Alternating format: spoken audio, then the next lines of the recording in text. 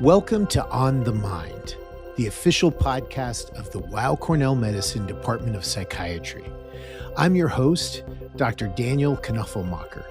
In each episode, I speak with experts in various aspects of psychiatry, psychotherapy, research, and other important topics on the mind. Today, we're going to turn our focus to the topic of personality. Why a full assessment of personality should be a part of every comprehensive psychiatric evaluation and the treatment that follows. Everyone has a sense of what personality is when thinking about ourselves or our impressions of others, but while we typically understand it in broad terms, personality is made up of several complex components, various traits that exist within a spectrum, making it hard to categorize in an organized way. Galen, a 2nd century Greek physician and an influential figure in early Western medicine, classified personalities according to the dominance of certain bodily fluids, or humors. This resulted in 4 categories: sanguine, choleric, melancholic, and phlegmatic. While I'm not going to get into the specifics of those, a lot of them I think would be recognizable to us today. While this theory of personality doesn't persist today, the idea that individual people hold enduring constitutional traits that define their personalities does. Many competing models for understanding and assessing personality emerged in the 20th century, and it's been a topic of endless interest outside the world of psychiatry and psychology. With over 2 billion personality tests completed online annually, the proliferation of social media posts, including 4-letter Myers-Briggs types, and corporations paying for psychological testing to assess the character traits of executives. In psychiatry, assessing personality should be a key component of a comprehensive biopsychosocial formulation. Yet many busy mental health clinicians skip a personality assessment when there's no obvious pathology present. And I often see trainees worrying about passing unfair judgment on someone's character, especially when that individual is enduring a period of great distress. Residents have shared with me their understandable concerns about inherent biases that might influence one's clinical impression. But without a full evaluation, personality disorder diagnoses are often misdiagnosed, misunderstood, and mistreated. And even when a personality disorder isn't present, an individual's personality shapes their experience of illness, the treatments they receive, and their relationship with their clinician. There is no shortage of tools designed for the clinical assessment of personality. Even the DSM-5 includes 2 approaches, one categorical and the other dimensional. The alternative model for personality disorders presents shifts from a categorical approach, which includes 10 distinct disorders, to a dimensional approach that focuses on features across all of the disorders.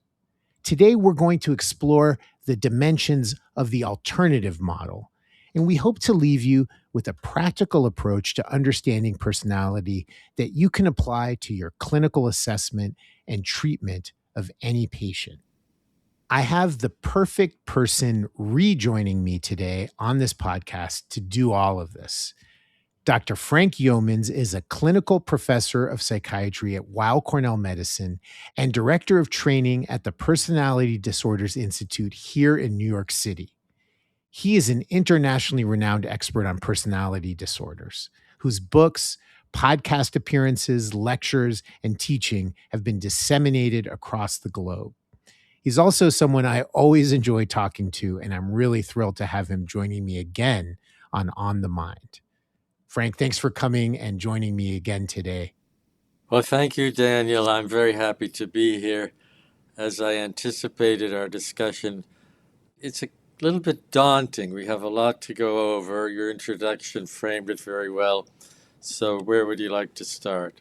Well, I just want to say first, that I can't think of a better person to to talk about this. And I hate to make a plug, but I want to remind people that it's been actually over about 3 years now that I spoke with you and Paula Tusiani, and we did a 2-part series on borderline personality disorder. So I recommend that people listen to that. But time really does fly when you're podcasting, because it seems like that wasn't that long ago.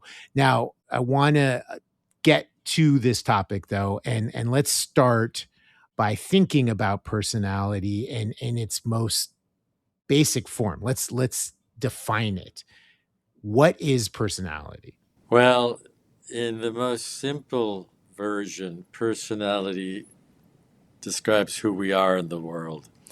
Like you said, all those 2 billion people who did some kind of personality test and all the corporations who test for personality, the basic question is, who am I? Or from the point of view of the corporation, who is this person? So again, simplistic version, who are we in the world? Who am I in the world?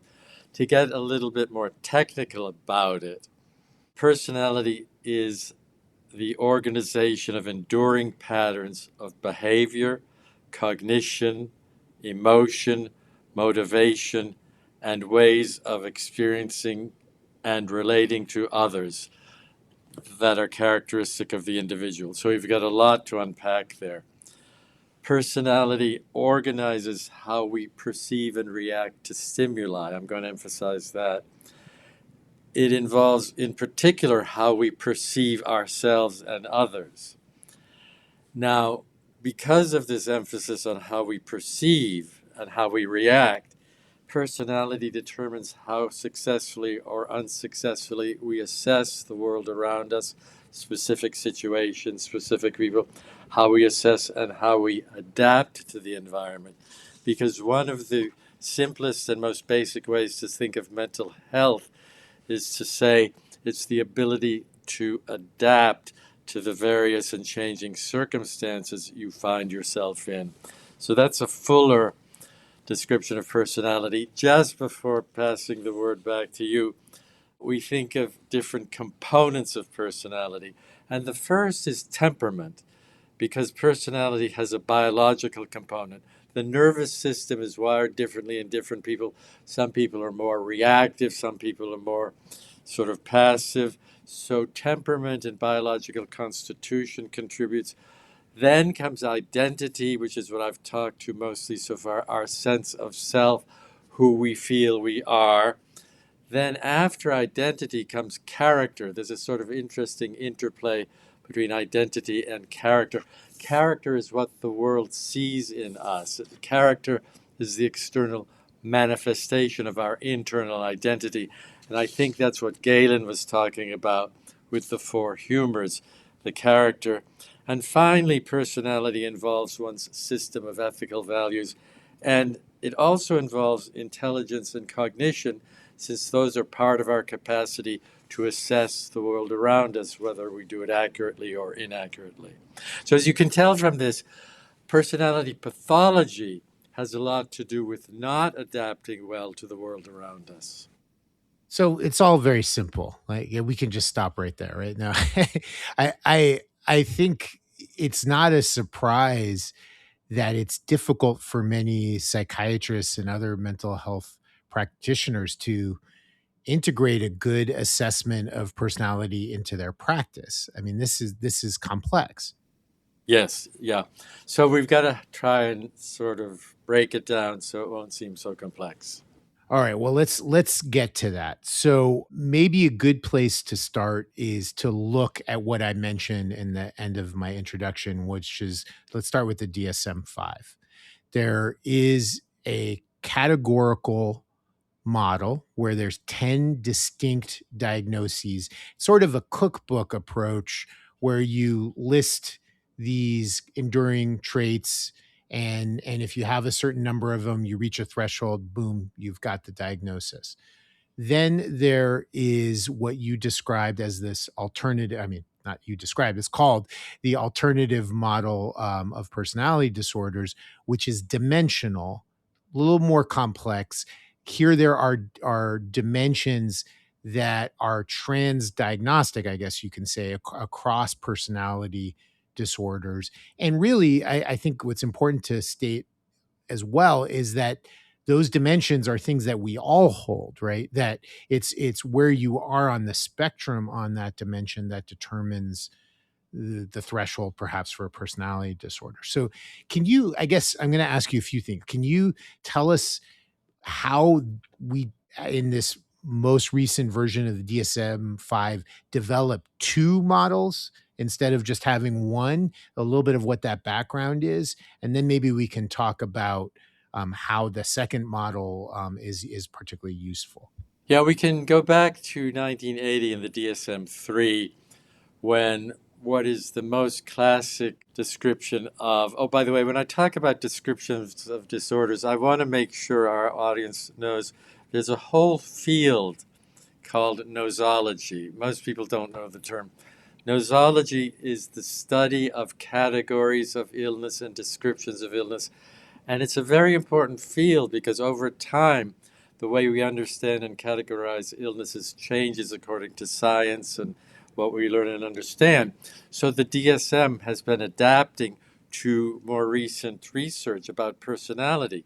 Getting back to the DSM-3 in 1980, it was this categorical model based mostly on clinical observation and description. So you would take a group of smart borderline personality disorder specialists and say, how do you describe this illness? And you get what are the 9 criteria from which the clinician can choose how many of these criteria does my patient have. And if the patient has at least 5, then you give them the diagnosis. So in that system, there were specific criteria for borderline personality disorder, schizoid personality disorder, schizotypal, narcissistic, antisocial, paranoid, etc. And each one of these diagnoses was considered a distinct entity, a distinct disease entity. You have this personality disorder or that one or the other one. The problem was that most clinicians could not decide on a single personality disorder diagnosis. So the most common personality disorder diagnoses that were written down in clinical charts were either mixed personality disorder or personality disorder not otherwise specified. In the meantime, certain researchers came along and decided to, well, it's not that they hadn't been there before, but certain researchers began to focus more and more on the system of understanding personality disorders in relation to what was described in the DSM. So the person I find most interesting in this body of research is Carla Sharp, who published what I consider a seminal study in 2015, which interestingly was the year that the DSM-5 was published. And I think her study, the data from which was known before 2015, probably had an influence on the DSM-5. So what happens is that because of a certain loyalty to the traditional system and the familiarity that most psychiatrists have with the traditional system, they kept in the 10 distinct diagnoses with the diagnostic criteria. But what did the research show? The research showed that if you took a large number of people with personality disorders, in this case almost 1,000 in this particular study, and you looked at the specific criteria that each patient had, distinct from the diagnosis, what were the criteria that were checked off for this person that led to the personality disorder diagnosis? Then if you did a factor analysis of all of those criteria across the whole set of distinct diagnoses, what came out of that factor analysis? And what came out was that there was what's called a G factor or a general factor, that there's more in common to these disorders than there is different. This was quite important to our current understanding of personality pathology. So this led to trying to refine our understanding of the general factor. And what emerged, I'm summarizing a lot, was that the core features, and this is the essence of the alternative model, the core features of any personality disorders are difficulties in one's sense of self and difficulties in one's interactions with others. So we've got identity problems and interpersonal problems as the underlying feature across the whole range of personality disorders. I think that helps us understand the pathology better, and it provides us with a different window through which to look at our patients and assess our patients. So that's the general shift, but tell me what it would be useful to discuss more specifically. Yeah. Yeah. Could you just, you gave us a great history and kind of that broke it down to its essence, which is those two pieces. But can you be a little more specific about what the model is in terms of the criteria that it identifies? Yeah. This is where it gets a little tricky and controversial. First of all, most clinicians and certainly researchers in the field of personality feel that this alternative model really represents what is the essence of personality pathology, difficulties with self and other. But the challenge is, I'm imagining some of our listeners are saying, how in the world do I get an objective sense of my patient's sense of self and others? What do I do with the short amount of time to do my evaluation of an assessment of the patient to figure out if they have personality pathology, if it's a screwed up sense of self and others? So we're going to talk about that. But I also want to mention, Daniel, that in the alternative model, what I've described so far is what's called criterion A, which is considered the core of the disorder, problems in self and experience of others. There is also the criterion B, which harkens back a little bit to the old categorical model, because there are 5 trait domains that you can judge your patient on: agreeableness versus antagonism, and so on and so forth. So I'm a little bit apologetic saying we have a system that asks you to first determine if there's pathology in one's experience of self and experience of others, and then to rate according to these 5 trait dimensions. I would just add parenthetically that our European colleagues in the International Classification of Diseases don't have that criterion B. They have just gone purely with personality pathology as pathology of self and experience of others. So that criterion B is also about a threshold of distress or dysfunction, meaning that if you look at those parameters and they're severe enough, then they meet the threshold. Am I understanding that correctly? Well, even criterion A is about thresholds, because let's talk about identity. What is a healthy versus a pathological identity? Identity is a rather complex phenomenon. We don't stop and think about it that much, but now we can get a little bit to a clinical tip. You're the clinician, you've got a new patient, you try and understand them, you haven't seen them before, you want to give them a diagnosis. Maybe they've got depression, maybe they've got an anxiety disorder, maybe they have bipolar, but maybe they have a personality disorder. Since a lot of personality disorders present as people who are depressed or anxious, or sometimes look bipolar to the clinician. So it's very helpful in your initial assessment to say, after you've gotten the symptoms, the history of development, and everything you need to know in a classic psychiatric evaluation, could you take a few minutes and tell me about yourself? Describe yourself to me as fully as possible. That's a very challenging question when you think about it. And somebody who has a well-organized and integrated personality can say, I'm this sort of person, and what's most important to me in life is this, and relationships and family, but I fit in work and career to the best of my ability. And I have a certain place for spirituality, and I have leisure activities that are important to me, and I try to pursue these values and principles. I mean, I'm just making this up a little bit quickly as we go along. That is a full and solid personality. If somebody does not have this solid personality that is the main criterion for personality pathology. Now, they'll say, I'm a good guy. I have a lot of friends. People like me. Sometimes people don't like me, but that's their problem. I do my work and then I, play pool or something like that. So that is a far less nuanced and complex version of the self.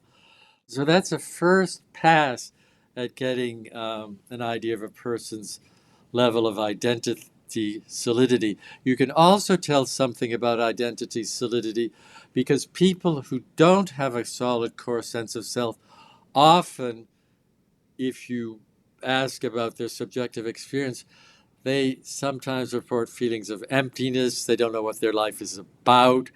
And with regard to relationships, they can report a desperate clinginess on other people because they look to other people to define themselves because they don't have that self-definition from within that's so important to have a meaningful life.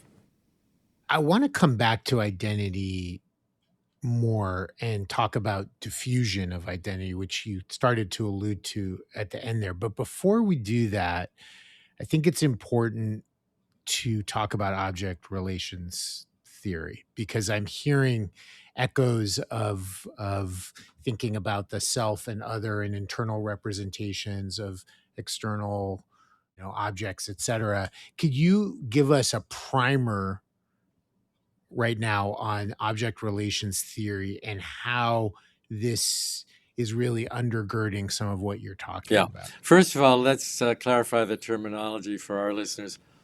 The object in this case is the person who is the object of your drive. That's a little bit of a technical term. The person who's the object of your love or your hate or your interest. So object is object of a certain attitude within you.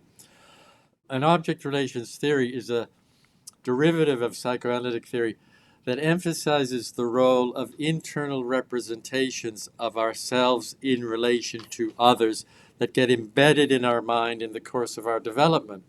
So the idea is that moments of intense emotional experience get embedded as memory traces, and they serve as sort of paradigms of how we experience ourselves in relation to others. Let me give you a simple example, because this is also going to help the clinician who might have trouble seeing a personality disorder under the appearance of a major depressive illness. There was a patient, a guy in his mid-30s, who'd been treated for years for major depressive disorder. He'd had a couple of suicide attempts and a couple of hospitalizations, but none of the somatic treatments worked. Medications didn't work. ECT didn't work. Then he started an exploratory psychotherapy, a psychotherapy aimed at looking deeper into his mind. And what emerged, and it emerged in the relationship with the therapist, no matter what the therapist said, the patient seemed to take it as a criticism, a dismissiveness, a negative response to him, even though the therapist, from an objective point of view, wasn't being negative or critical or rejecting. So that's what we talk about when we talk about the activation of an internal representation of self and other in the here and now. This poor gentleman had as a prime internal kind of template for who he is in relation to others as being the object of criticism and being put down. And he imposed that view on situations where it did not really apply. So when we're talking about object relations theory, we're getting back to that aspect of personality, which is how successfully do you assess and adapt to the different circumstances you find yourself in. So a healthier guy, even with the same unfortunate history that he had of a very critical father who never gave him any positive feedback, somebody who developed their personality more fully would be able to say, maybe my gut reaction to this new guy in my life, this person I've just met, is to feel criticized and put down. But let me try to think about it, to reflect and assess all the data that's available to me now. And then the person with the healthier identity would say, okay, my initial presumption wasn't right. This guy's nice, he's sympathetic, he's agreeable. So the thing about object relations theory goes back to the title of one of Otto Kernberg, who's one of the most important writers in this area. One of his early books was called Internal World and External Reality. And the problem with personality disorders is that the person's internal world includes those representations of others that do not really fit objective reality but are imposed on objective reality and lead to misperception and mood and relationships going downhill rather than building up in a positive way.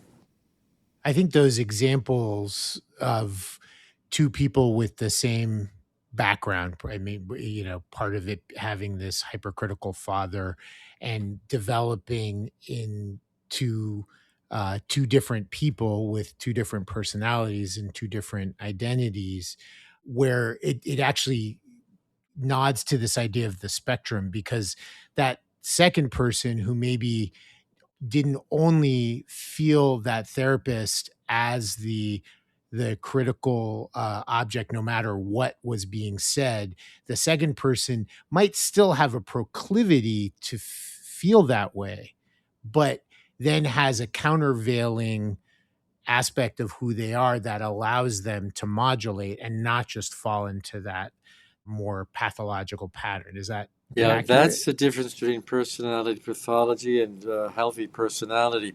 That ability to assess, to question, and to put the current experience in the context of a broad internal experience. The person with a solid identity has internalized a whole range of experiences.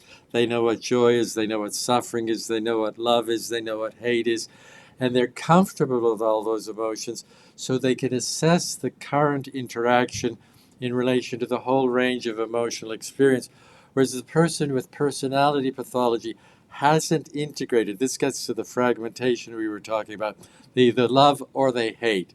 The internal emotions aren't integrated. They're not mixed together.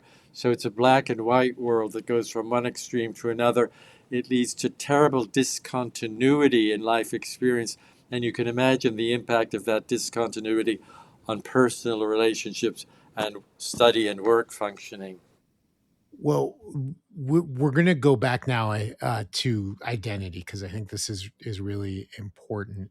And I'll mention that you and I met beforehand. We talked about how we were going to structure this and talked about 6 areas, one of them being identity, another one being defenses. We're going to get to each of these. Another being the quality of interpersonal relationships, reality testing, levels of aggression, and moral functioning. So I want to touch on all of these, but let's start again with something you already began speaking about, which is identity, and specifically identity diffusion. And you gave this example of somebody's kind of superficial understanding of their identity as a sign of perhaps diffusion of identity.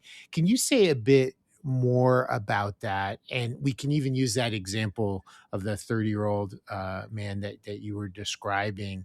How would you assess identity diffusion? I say this as someone who works with residents, and I think this is something that's quite difficult, because I mean, listen, Frank, I switched careers. I used to be, in the film industry. Then I became a psychiatrist. I was a little all over the place. I wasn't sure, where does my indecisions and vicissitudes, perhaps go into identity diffusion versus somebody who this is really a primary problem for them as part of their personality. I don't want to get too abstract or sort of perhaps confusing about it, but I think we have to talk about different levels of identity. Like you, I changed careers. I did a PhD in French literature, and then I did the medical and psychiatric path.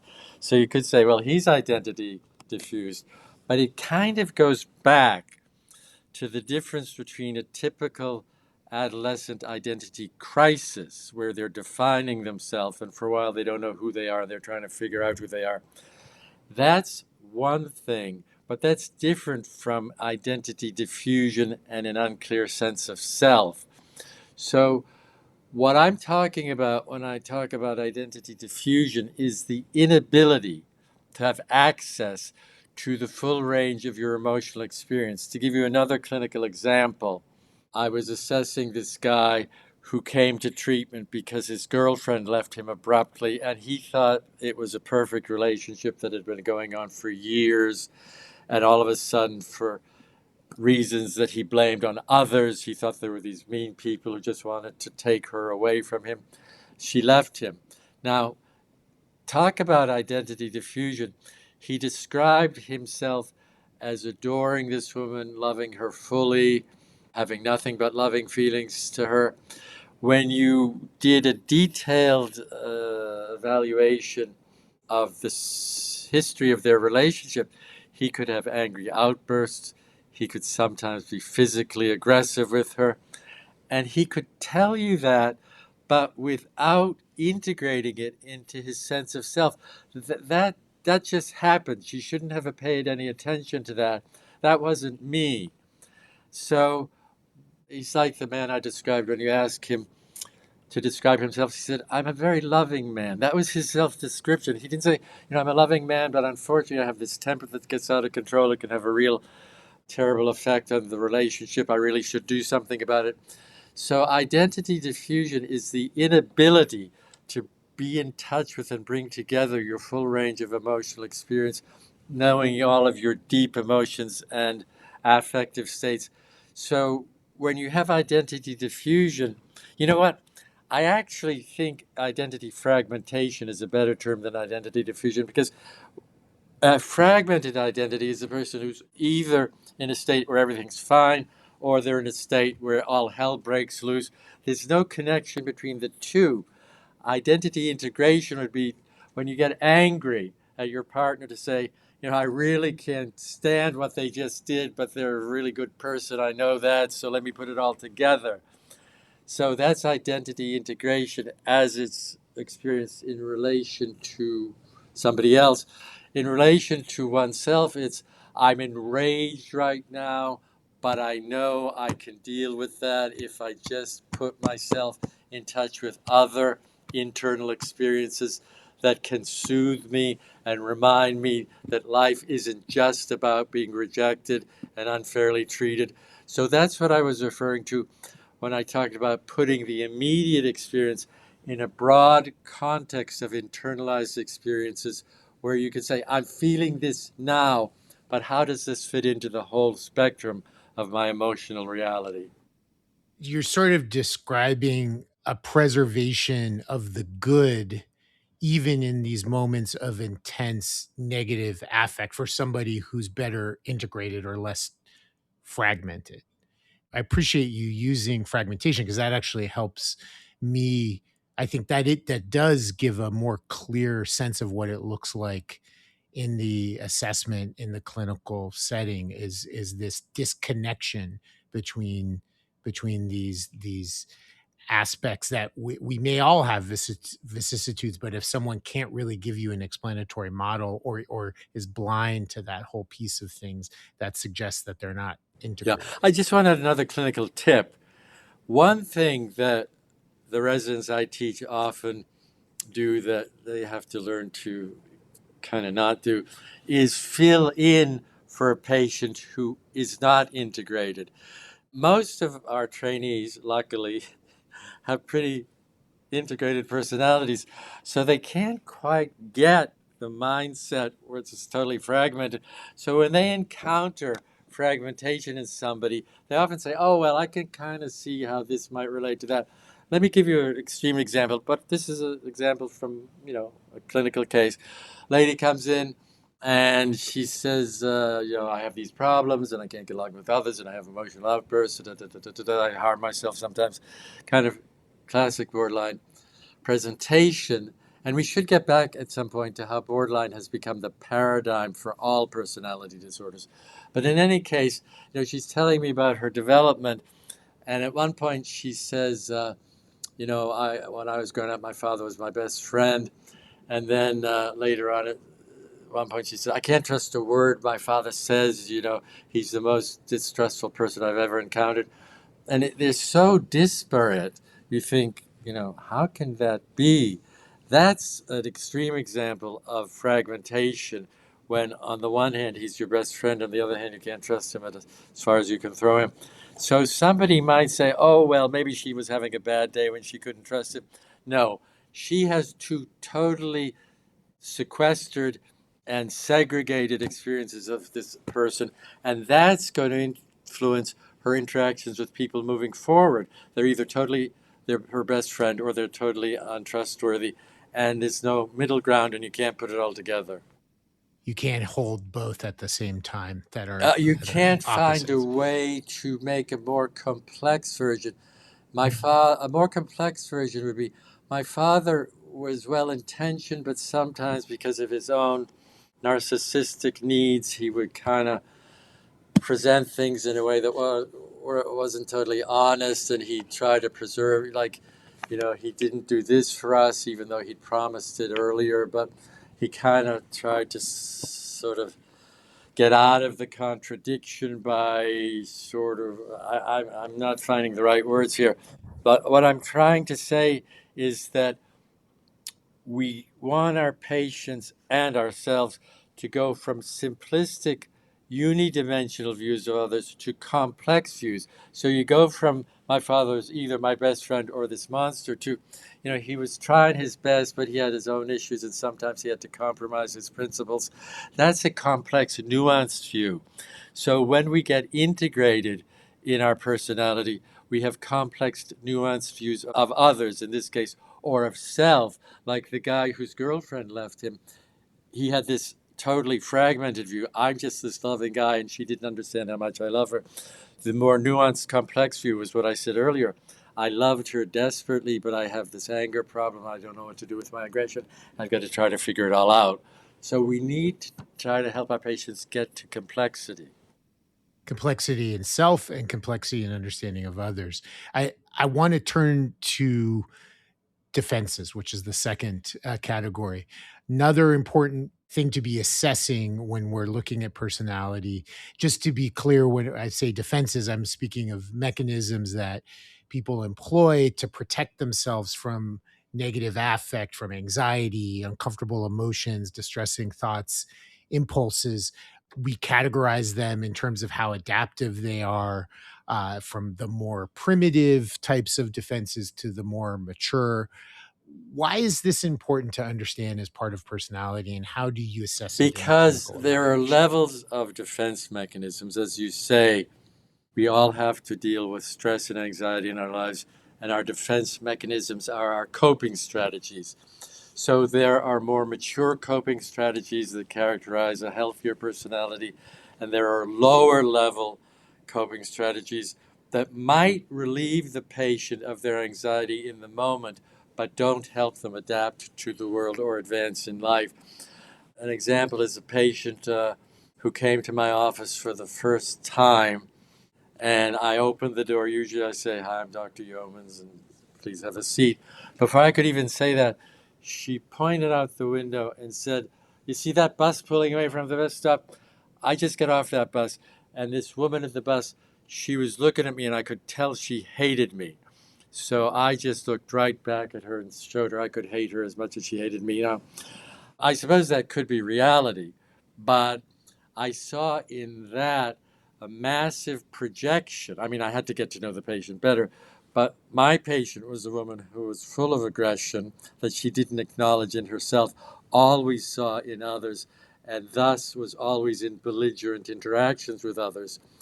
So that's what we call a low-level defense mechanism. The problem is outside of me. It's hard to do a very subtle evaluation of defense mechanisms in a single psychiatric assessment. So the main question is, do they have any sense of their own role in their problems, or is it all externalized and seen as outside of them? So that's sort of trying to get a sense of, to what degree do they project and deny any involvement and responsibility, versus have the capacity to think on a more mature level, what might my contribution to the problem be? What would be an example of a mature defense that she might have walked into your office that you would have been able to Well, assess? if she were a higher level, she might say, I just got off the bus and this woman looked at me and I thought her look was really full of malice and hatred. But then I sort of had to wonder to myself, I feel that kind of often, and it's not very pleasant at all. And my question is, are there really that many people out there who just look at me and take this dislike to me instantaneously? Or is there something about me that might put people off? Or am I reading something into people that might not be there? So that's sort of a mature, reflective way of thinking. You could call it intellectualization if you want, but it's reflecting on different possibilities versus immediately latching onto a simplistic explanation, which did work as a defense mechanism. My patient, who had no friends in the world and couldn't hold a job because of her hostile, belligerent way of being with people, seeing the aggression in others served the purpose that defenses are meant to serve. It made her feel okay. In the short term, she could feel, I'm okay, nothing wrong with me. And so her defense achieved momentary relief at the expense of long-term achievement and satisfaction in life. Natural segue to the topic of level of aggression. Otto Kernberg wrote a book about aggression and personality disorders. And all of us, I'm not just speaking for myself, have innate aggressive drives. How does this play a part in personality organization and again, in the ways that you assess Well, it? this goes back to one of those aspects of the alternative model we haven't gotten fully into. I'm going to open the text because it gets a little complicated. Yes, please. But after you decide if there is personality pathology, you have what's called the level of personality functioning scale, which goes from a zero is good in this case, it means no impairment in personality functioning, to a one, which is mild impairment, and then you get up to a four, which is severe impairment. I also want to mention that our group at the Personality Disorders Institute developed a very useful instrument called the STIPO, or the Structured Interview for Personality Organization. It's actually the STIPO R for revised because it's been revised. It's 55 questions that help you, the clinician, and it's also useful in research, determine the level of personality pathology. So to get back to your question about aggression, one of the things that determines how severely impaired a person's personality is the degree to which the personality is infiltrated with aggression. Now, you said that we all agree we have aggression within us. Unfortunately, not everybody agrees to that. I know colleagues of mine who teach have sometimes taught students I've taught later on, and the students say, well, our previous professor didn't think there is any inherent aggression. People are only aggressive if they've been treated badly. Now, I don't want to get into a big debate about this, but if you just look at evolutionary biology, the human species had to have aggression to survive and to continue to propagate. So what we in the civilized world have, hopefully the whole world is civilized, but in any case, what we have to contend with is that we live in social structures that teach us to tamp down our aggression, but we all have aggressive feelings, and sometimes they come out in more successful, mature defenses. Like if you're a skilled debater, you can put a lot of aggression into your debating skills. That's a sort of refined use of aggression. But you might channel your aggression by going to movies that are all full of, violence and gore and blood and so on and so forth. Sports can be authorized and somewhat mature channeling of aggression. Anyway, I just want to say I'm with you that we all have some aggression. Not everybody agrees with that. But in personality pathology, I think it's helpful to think we've been talking about very sophisticated concepts. Let's get simplistic for a moment. Every human being in the course of their early development has to figure out how to manage their loving feelings and their aggressive feelings. That's essentially what psychological integration is about. How can I combine the two? Now, going back to the constitutional or temperamental part, the biological part of personality, some people by nature have a more aggressive temperament, or some people, by virtue of terrible traumatic experiences, might have a more aggressive temperament. So, when you talk about those levels of pathology, the higher levels of personality pathology, when I say high levels, I mean the less pathological levels, don't have as much aggression in the basic personality makeup. The more severe levels of personality pathology have a more kind of intense infiltration of aggression. Let me give you two examples. The lady I talked about who thought the woman on the bus hated her, she seemed very aggressive on the surface, but you know what? She really had a lot of loving attachment desires. She just was so convinced that people would always reject her that she preemptively put them down. But I discovered in her she wanted to be close to people. She had strong, loving urges. So, in spite of her initial presentation, she wasn't that infiltrated with aggression. The aggression was part of a defensive system. Contrast that to another patient of mine who got pleasure out of humiliating others, who got pleasure out of making other people uncomfortable, who got pleasure out of kind of dropping hints that she might just not come to the next session because she'll be dead before she sees you again. And I mean, you could say that that kind of statement might stem from a whole number of underlying motivations. But in this particular case, I had to help the patient see that she liked being aggressive. There was a certain pleasure and satisfaction about exercising and manifesting aggression, just living out aggression. And when you help somebody see that, then they can decide what to do with that part of them versus having it come out in an uncontrolled and dangerous way. What about aggression that is externally focused, as you've been describing, versus internal aggression? Well, that's part of what we analyze when we assess personality. Most of our personality disordered patients tend to manifest their aggression toward themselves with self-harm, but a certain number can be aggressive towards others.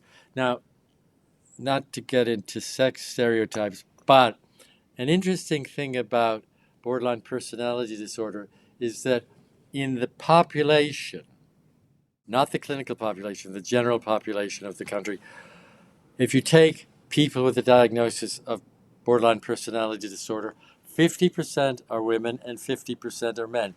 You go to a hospital or a clinic and you look at the population of borderline patients, 90% are women and 10% are men.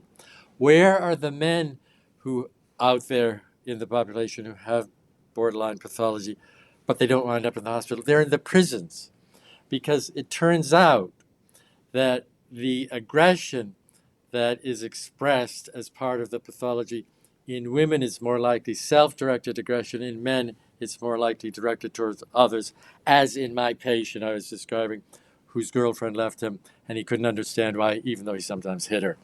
You know, it just didn't compute in his mind. It couldn't enter into his mind as part of who he was. I want to turn to the next item, which actually I think maybe came up even in the example you talked about from the experience of this woman on the bus, which is reality testing. We teach residents, medical students about reality testing early on, and often that's in the context of psychosis. We're talking about assessing delusional thinking, but talk about it in personality and again how this And fits this is into your going to get us assessment. back to the dimensional part of the picture, which we need to elaborate a little bit more fully to show that we're all on the spectrum ourselves, the spectrum of personality issues. But when I was a resident, I was thought, oh, what distinguishes psychotic pathology from other forms of mental illness is a break with reality, poor reality testing. And it seemed like an on or off switch. You either had reality testing or you didn't. But if you get into the object relations model, then you realize that there's a variability, a kind of a dimensionality of reality testing. The depressed guy I was talking about, I could say to him, how was your week? And he'd think I was saying, how did you destroy this week, you idiot? How did you misuse your time since we last met? So that's a more subtle. He didn't think I'm a CIA agent or a Martian who had come to take his life over. That would be a more full psychotic reality testing break. But I think the distortion of what's really happening out there because of the activation of the internal representation that's been embedded in the mind leads to that unfortunate weakness. Let's call it a weakness or fragility in reality testing. And we know from studies that if you take a population of borderline patients and you show them what have been determined to be neutral facial expressions, the borderline patients will see a negative hostile expression where other people will see neutrality and no hostility at all. So that's the kind of reality testing distortion we're talking about. But getting to the dimensional thing, as I said earlier, we all carry within us our repertoire of embedded memory traces and internal representations. So when we enter into a new situation, we have to assess it. And sometimes we're good at it, and sometimes we're not good at it. And depending on different factors, some of which are biological, whether we're ill or sleep deprived, some of which are external stressors, if we've just been exposed to a trauma, you or I might regress in our ability to accurately assess what's going on. I mean, after 9/11, we were all kind of paranoid.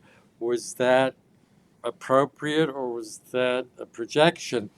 So the point I'm trying to make here is that one element I find very appealing about the alternative model with its dimensionality is that when we think that way, people with personality pathology are not another species. They are just part of the human experience. And we're all part of that range. And depending on what's going on in our lives, you or I could regress to some form of splitting, seeing things in a black and white way. And we shouldn't see our patients as these odd creatures who are so different from us. I think that's hugely important because there's so much stigmatizing of personality disorders. And I think it sometimes may influence the way trainees or clinicians are perhaps afraid to make these diagnoses. Whereas, I mean, I completely agree with you and see this in my own life at times of stress, of great anxiety, exhibiting several of these characteristics at more than at other times in my life, and including reality testing, paranoia that might enter my thinking, and I guess that gets also to a point of kind of a stress model on top of a baseline level of functioning, so that's something you have to be assessing when you're looking at somebody. If what is the context of the stressors in their life? Is there an underlying depression that is coloring this versus what is that kind of baseline organization that is causing them their primary distress? That's part of a comprehensive evaluation. Yeah, to get back to that comprehensive evaluation, that's why after getting this symptom picture, it's really important, beyond what we talked about already, about identity and defenses and aggression, just to find out how a person is leading their life. We didn't talk as much about the depth and complexity versus lack or paucity of interpersonal relationships. Oh, That was okay. next Does on the somebody, list. So go good. That's number 5 of these 6. So next, let's talk about the yeah, I interpersonal mean, if relationships. somebody has personality pathology where they don't assess others accurately and don't respond appropriately, they're not going to get close to people. They're not going to have continuous deepening relations with others. They're going to have superficial encounters. They're going to have encounters that are based on extreme emotional responses instead of complex ones. So a very important part of personality pathology is how deeply can somebody get to empathy and understanding of others versus how simplistic is their understanding of others. That gets to the second part of the dimensional model, pathology of self, but also pathology of relations with others. So we have to be very attentive to people's capacity to enter into deep, complex relations that have nuance and range to them. And can you give us some examples of how you assess the quality of interpersonal Yeah, well, relationships I when was going to get you're to that meeting somebody? in one way, but I'll start with another way. If you go back to the guy whose girlfriend left him, he thought inexplicably because other people didn't like him. I told you, I think, that when I said to him, "Could you describe yourself to me?" He said, "I'm a very loving man." And that was kind of the whole thing. Then when I said, "Could you describe your girlfriend, your former girlfriend to me?" He said, "Oh, she's a beautiful woman. She had brown hair and these lovely eyes, and she smiled a lot. She was always beautifully dressed." And he didn't say a lot more. So once again, even though it sounds simple, ask for a description of the self and ask for a description of somebody else who's important in the person's life. And the detail versus simplicity of those descriptions tells you a lot. But the other thing to do is just to say, it only takes a few minutes. What are you doing with your life? How's work? You find out if they're invested in work, if work is meaningful to them. Are you in a relationship? What's that like? What do you do for leisure time? You can find out a lot whether somebody is able to just engage in the world at a deep and meaningful level, or if the whole world is kind of at a distance and they aren't fully engaged. So that's another way to get a sense of what we're looking for. Let's go to the 6, which I think is maybe something that people may feel more uncomfortable with because it has the word moral in it, but that's assessing moral functioning as a parameter for a personality organization. That's very important. I had the same reaction when I was learning this whole model. I thought that seems like a different kettle of fish. It seems a little judgmental. But we're not saying what moral system a person should have, but we're just saying that part of a healthy and integrated personality is a coherent sense of moral values. And it perhaps can't escape being a little judgmental sounding, but it seems to help people lead a healthy life to think there's something in the universe that's kind of a little bigger than they are, that they're not the whole sort of reason for the existence of the universe. So it helps to have a kind of a moral guidance system, something by which you judge yourself. It's the difference between guilt and shame. You know, we all try to guide ourselves to behave according to our values. And if we fail and feel guilt, that's because of a personal discontent with ourselves. Shame is only if somebody else catches us doing what we don't think is right and we don't really care about our relationship to our values. So I would say that a coherent and harmonious moral values system is a subset of the identity coherence. And it's also to distinguish people who, let's put it this way, it's to make sure we know whether we're dealing with somebody who has antisocial pathology or not, because unfortunately, about 1% of the population has antisocial pathology. They do not have a moral compass. They do not care about anybody but themselves. They have no interest in others except to the extent they can use them and exploit them. So even though trainees are uncomfortable with this question, and then we should get to the issue of how to describe personality disorder to our patients. I was just saying last week, in a class, say to the patient, I don't know you and I just want to know all about your life. Have you had any encounters or run-ins with the law? Have you had any instances of having issues of any criminality that might have been part of your experience or been accused thereof? Do you tend to be honest or you just say a lot of white lies? That's sort of couching it in a little bit of a softer way. But once again, our trainees are nice people and they don't want to offend other people by suggesting they might have unattractive traits. But let's face it, our patients might have unattractive traits and you don't want to be blind to them. I'm going to name all 6 of these aspects that we just described. One is the identity, defenses, reality testing, aggression, interpersonal relationships, and moral functioning. So you're looking at all of these different parameters. You can arrive with the help of some of these other diagnostic tools, which we described from the DSM, at the diagnosis of borderline personality disorder versus narcissistic personality disorder or another personality disorder. If you want to learn about either of those two, then listen to earlier episodes on borderline personality disorder with Frank Yeomans, or on another episode on narcissistic personality disorder with Diana Diamond.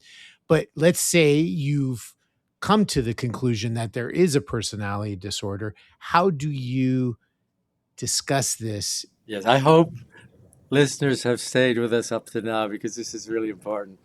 Because so many trainees and people in the profession who are far beyond being trainees don't think it's okay or nice to say to the person, I think you are experiencing a personality disorder. I think we can best understand your difficulty through the lens of what we call a personality disorder.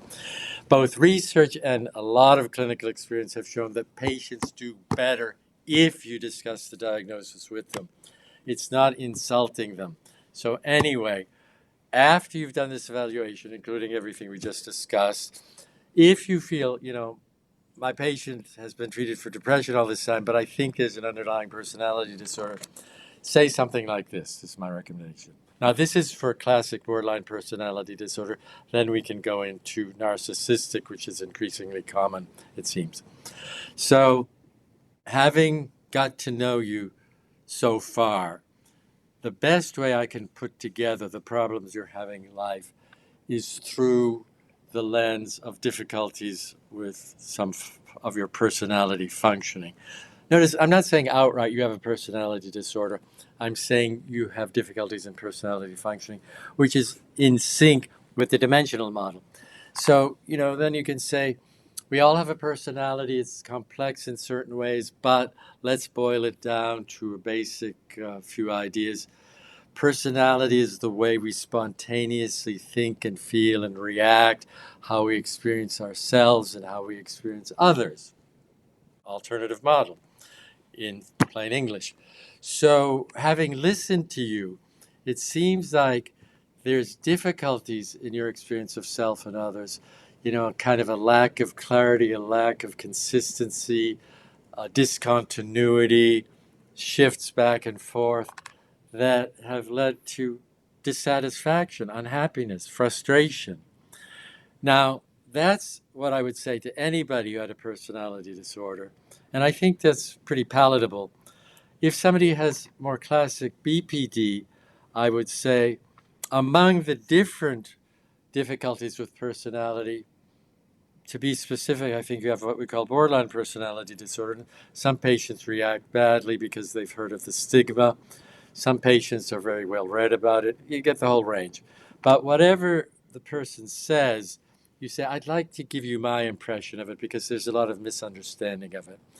And I put it this way. I say, we can think of borderline personality disorder in terms of difficulty in 4 areas of life. The first is how you experience emotions. You tend to experience them in a very extreme way.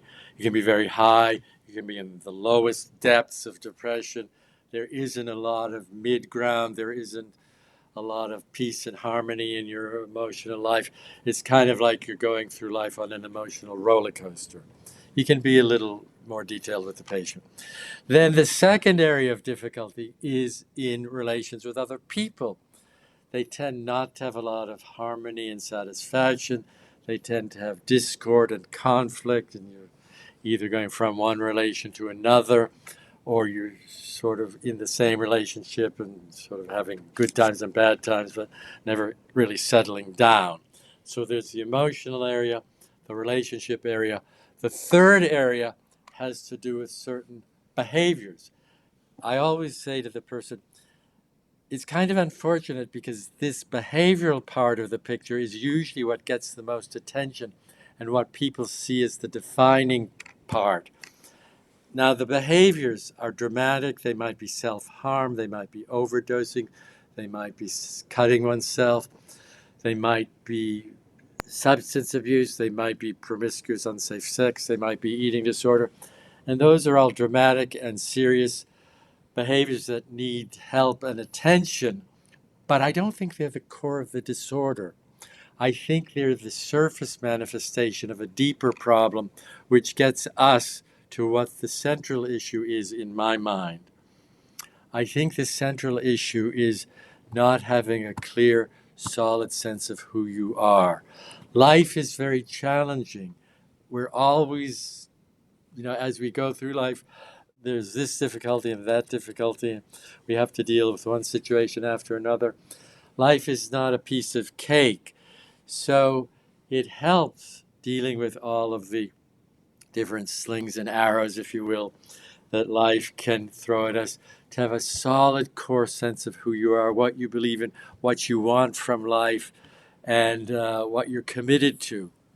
And if you don't have that, and if you don't have an emotional stability where you can ground yourself in a solid sense of emotional core, if you just get buffeted about from one extreme state to another, then life becomes a terribly distressing challenge, and you have all of the preceding problems, emotional, relational, and behavioral.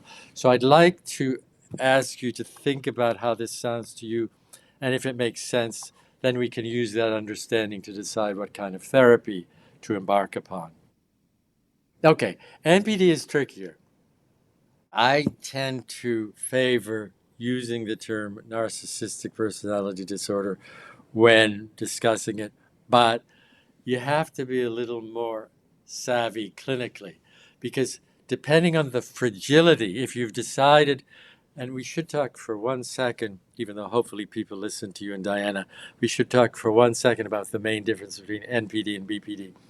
If you've decided the problem is NPD, and notice how we're deviating a little bit from the dimensional model because we're going back into categories.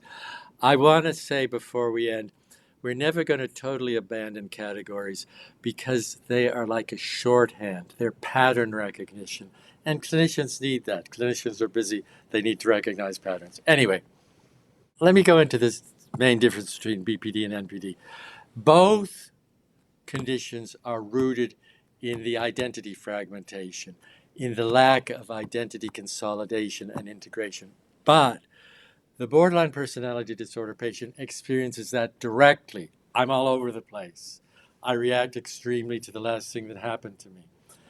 The narcissistic patient protects himself from that inner distress of fragmentation and not having a solid core sense of self. They protect themselves by kind of unconsciously developing a narrative that provides an explanation of who they are. It's just that the explanation doesn't hold up in reality. That's what happens with a lot of these failure to launch young adults.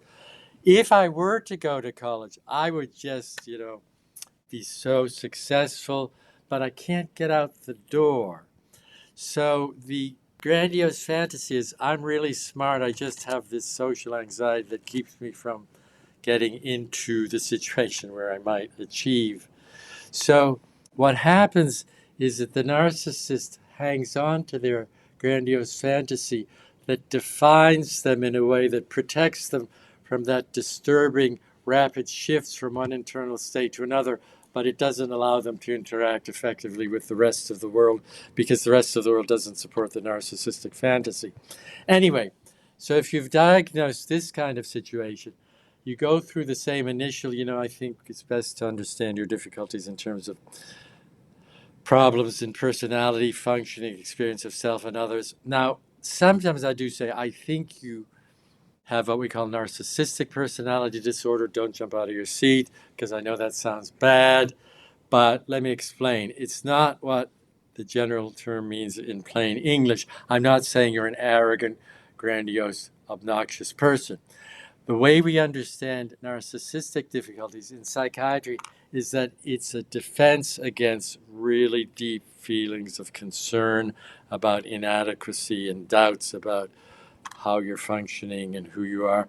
So I'm just saying that while we have to honor the way you've presented yourself to me, we have to wonder about how well that sort of version of yourself, how well that serves you in life, and if there might be underlying distress that we should get to know that we might be able to help you resolve.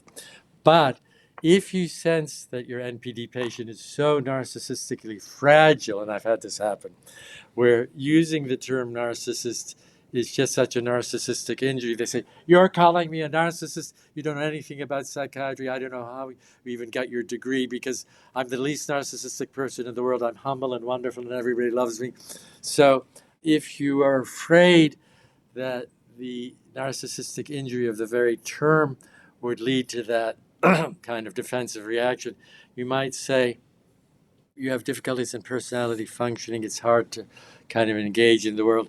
And I think we might begin to look at that difficulty in terms of some ways your mind works.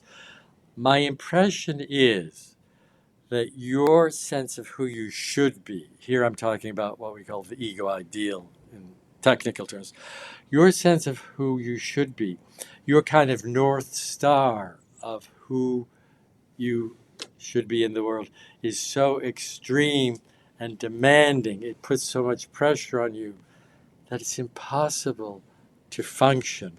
That what could be a desirable trait, a very high level of standards, that becomes exacting and, well, just demanding on your functioning, that internal system, as laudable as it could be, may have become so extreme and exaggerated that it's paralyzed you.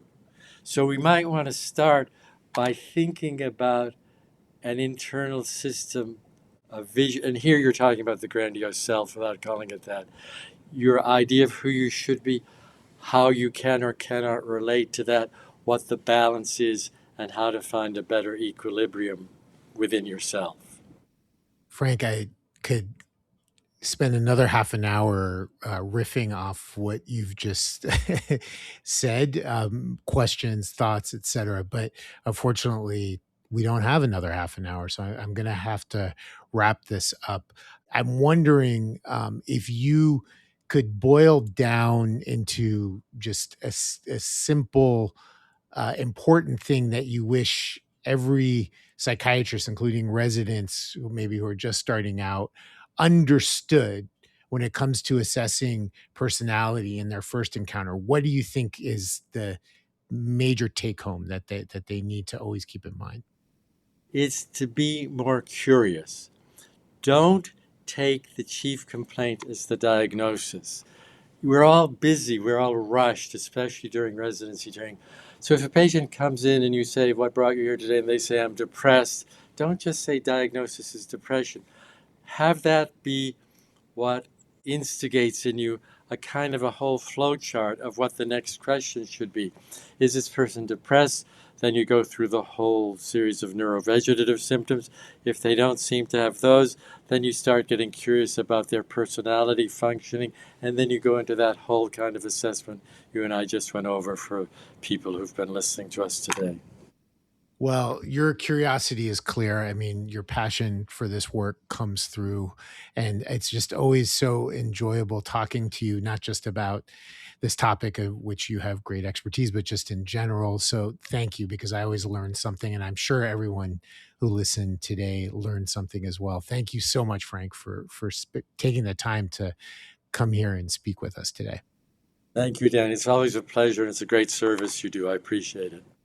And thank you to all who listened to this episode of On the Mind, the official podcast of the Weill Cornell Medicine Department of Psychiatry.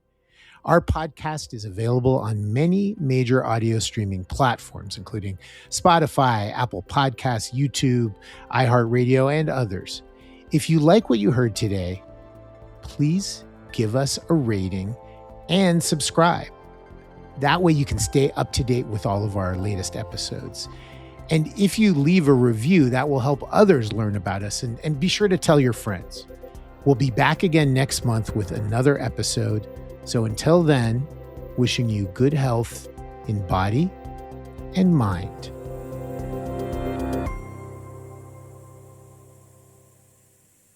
Every parent wants what's best for their children.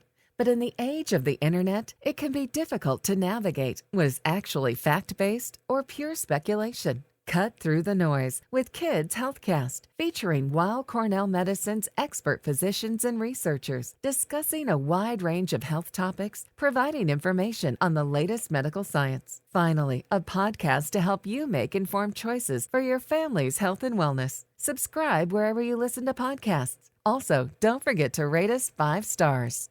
All information contained in this podcast is intended for informational and educational purposes. The information is not intended nor suited to be a replacement or substitute for professional medical treatment or for professional medical advice relative to a specific medical question or condition. We urge you to always seek the advice of your physician or medical professional with respect to your medical condition or questions. Weill Cornell Medicine makes no warranty, guarantee, or representation as to the accuracy or sufficiency of the information featured in this podcast, and any reliance on such information is done at your own risk. Participants may have consulting, equity, board membership, or other relationships with pharmaceutical, biotech, or device companies unrelated to their role in this podcast. No payments have been made by any company to endorse any treatments, devices, or procedures, and Weill Cornell Medicine does not endorse, approve, or recommend any product, service, or entity mentioned in this podcast. Opinions expressed in this podcast are those of the speaker and do not represent the perspectives of Weill Cornell Medicine as an institution.